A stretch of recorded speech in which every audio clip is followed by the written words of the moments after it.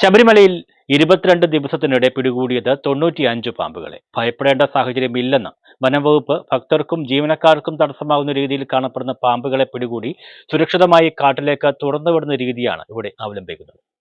മണ്ഡലകാല തീർത്ഥാടനം ആരംഭിച്ച 22 ദിവസങ്ങൾ പിന്നിടുമ്പോൾ സന്നിധാനത്തും പരിസരത്തു നിന്നുമായി വനംവകുപ്പിന്റെ സ്നേക്ക് റെസ്ക്യൂ ടീം പിടികൂടിയത് 95ഓളം പാമ്പുകളെ.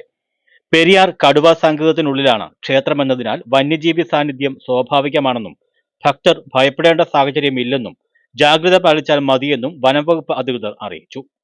ഭക്തർക്കും ജീവനക്കാർക്കും തടസ്സമാകുന്ന രീതിയിൽ കാണപ്പെടുന്ന പാമ്പുകളെ പിടികൂടി സുരക്ഷിതമായി കാട്ടിലേക്ക് തുറന്നുവിടുന്ന രീതിയാണ് ഇവിടെ അവലംബിക്കുന്നത്. നിലവിൽ പിടികൂടിയവയിൽ ഭൂരിഭാഗവും വിഷമില്ലാത്തവയാണ്. സന്നിധാനത്തെ സ്നേക്ക് റെസ്ക്യൂവർ ബൈജു പറഞ്ഞു.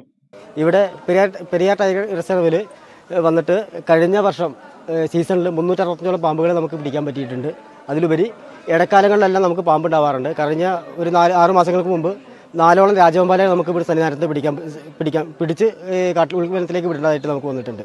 അതുപോലെ തന്നെ ഡെപ്യൂട്ടി സാറിൻ്റെയും RO സാറിൻ്റെയും നിർദ്ദേശം അനുസരിച്ചിട്ടും നിലവിൽ നമ്മുടെ BF സെക്ഷൻ ഓഫീസറായിട്ടുള്ള രാജേഷ് സാറിൻ്റെ നിർദ്ദേശാനുസരണം ഈ വൈൽഡ് അനിമലായിട്ടുള്ള പാമ്പുകളെയും അതുപോലെ തന്നെ പന്നികളെയും പരിക്കുപറ്റി പന്നികളെയും അതുപോലെ തന്നെ ഈ മലയണ്ണാൻ കുരങ്ങ് എന്നീ ജീവികളൊക്കെ നമുക്ക് സംരക്ഷിച്ചിട്ട് പ്രാഥമിക പരിചരണം കൊടുത്ത് നമുക്ക് കാട്ടിലേക്ക് അയക്കാനും സാധിച്ചിട്ടുണ്ട്. അതുപോലെ ഈ വർഷം നമുക്ക് ഈ 22 ദിവസത്തിനുള്ളിൽ നമുക്ക് 95ഓളം പാമ്പുകളെ നമുക്ക് റെസ്ക്യൂ ചെയ്തിട്ട് കാട്ടിലേക്ക് വനത്തിലേക്ക് വിടാൻ സാധിച്ചിട്ടുണ്ട്. അതുപോലെ ഇനിയും ഇപ്പോഴും യാത്രയിലാണ്. നമുക്ക് നിരന്തരമായിട്ട് കോളുകൾ വന്നുകൊണ്ടിരിക്കുന്നുണ്ട്. ഇപ്പോഴും ഒരു കോൾ എടുക്കാൻ പോയതാണ്, അത് ഉള്ളിൽ കയറി പോയി. ഇനിയിപ്പോൾ സന്നിധാനത്തും പമ്പയിലടക്കം ഞങ്ങൾ 6ഓളം പേര് റെസ്ക്യൂ ഓപ്പറേഷനായിട്ട് നിൽക്കുന്നുണ്ട്. റെസ്ക്യൂർമാരായിട്ടുള്ള ആളുകൾ ഭക്തന്മാർക്കും അതുപോലെ തന്നെ മറ്റുള്ള ആളുകൾക്കും ശല്യമായി തീരുന്ന പാമ്പുകളെ നമ്മൾ പിടിച്ച് ഉൾവനത്തിലേക്ക് വിടുന്ന ഒരു രീതിയാണ് ഇപ്പോൾ കൈക്കൊണ്ടിരിക്കുന്നത്. ചേര, ട്രിങ്കറ്റ്, പച്ചിലപ്പാമ്പ്, വില്ലൂന്നി തുടങ്ങിയ വിഷമില്ലാത്ത പാമ്പുകളെയാണ് കൂടുതലായി സന്നിധാനത്തു നിന്നും പിടികൂടിയത്.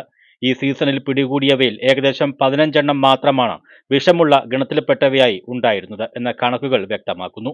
കഴിഞ്ഞ മണ്ഡലകാലത്ത് 365ഓളം പാമ്പുകളെ ഇത്തരത്തിൽ പിടികൂടിയിരുന്നു.